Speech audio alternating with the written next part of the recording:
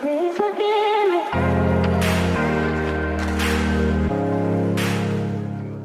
Good day, viewers. Welcome to another episode of Christians, the Life of Christ. Today, we're going to be talking about faith. Faith is the substance of things hoped for and the evidence of things not seen. We've all heard so many sermons about faith, and today I'm going to be talking about faith, and I believe you will be blessed. Thank you all for watching. Stay tuned. Please forgive me.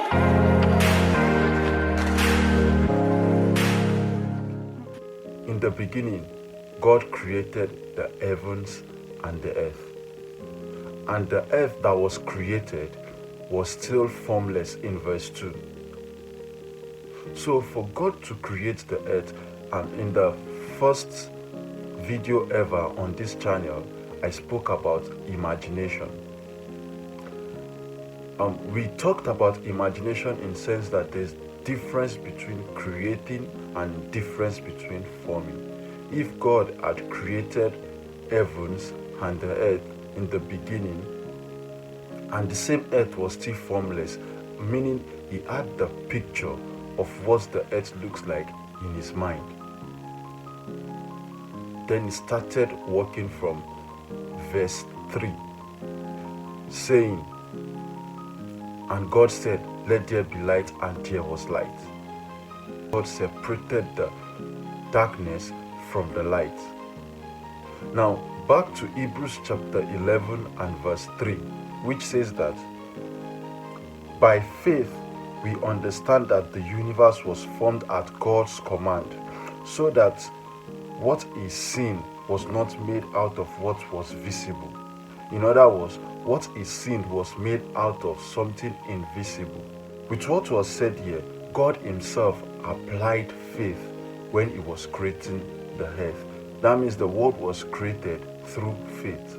So if we define faith as believing in God, and God himself used faith to build this world, who did God believe in when he was creating the world?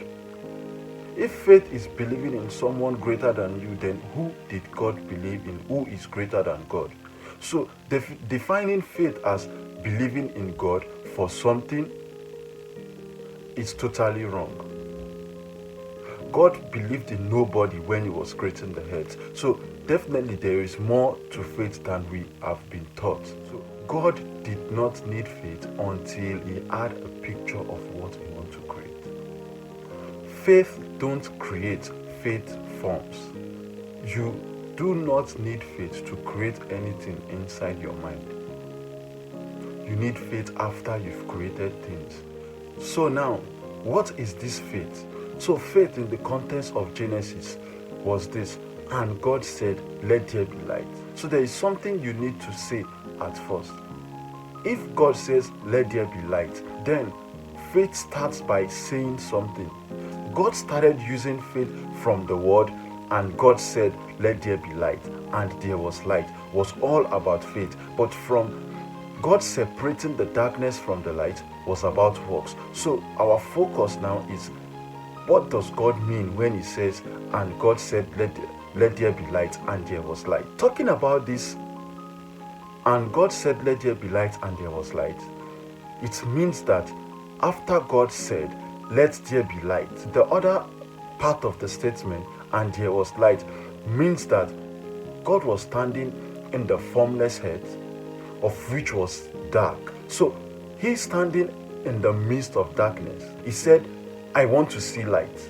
Then there is this picture of him seeing light, and he said, "And there was light."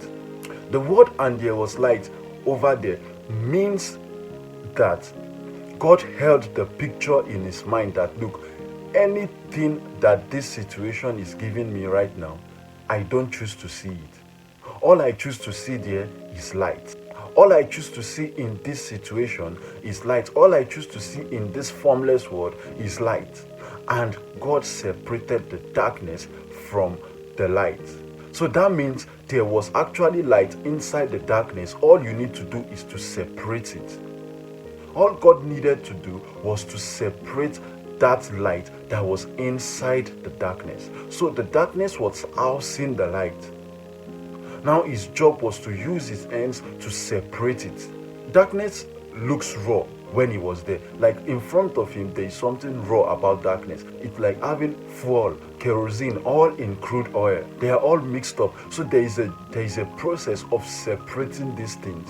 So if I'm having crude oil in front of me, and I say, let there be fuel, and I'm holding the image of what fuel looks like, I have to do the job of separating this fuel from the crude oil, and I have my end product, which is the fuel. Taking this back to what happened in Genesis, faith was saying what God wanted and holding the picture of what he wanted, and then working towards it and separating what he wanted from the situation on ground. So taking this back to our real world, I also want us to understand that, look, there is no amount of religiousness we could term faith as. Faith is not a religious activity. It is really a process. You don't get to form the world that you've created by religious activities. If going for evangelism is part of a process of creating the crowd that the church wants, yeah, that is a move of faith for the church, but not a move of faith for the individual going for evangelism, thinking he's going to create his own world that he wants. If you want to buy a car, go and walk. Walk towards it. You're going to take money there. You're not taking the flyers you went to use for evangelism. That is the vision of the church. Your own vision is separate from what the church is actually getting. Because you look, after the church, you have your own life to live. So if you want to create the simple world that you think you want to have in your life, you need to work for it. Sorry, I'm going to step on your toes, but the man that created a car in his mind and worked on forming it, I'm not sure you went for evangelism for that process. All I'm sure of is this: one way or the other, he was a mechanic. He knows more about engines, and he started putting these parts to work, and he did the work, and we're now driving cars.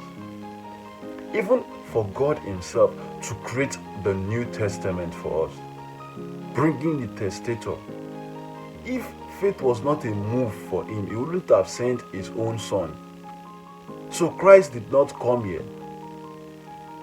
for your own vision. He came here to fulfill the word that God had created in his own mind. This is also a move of faith.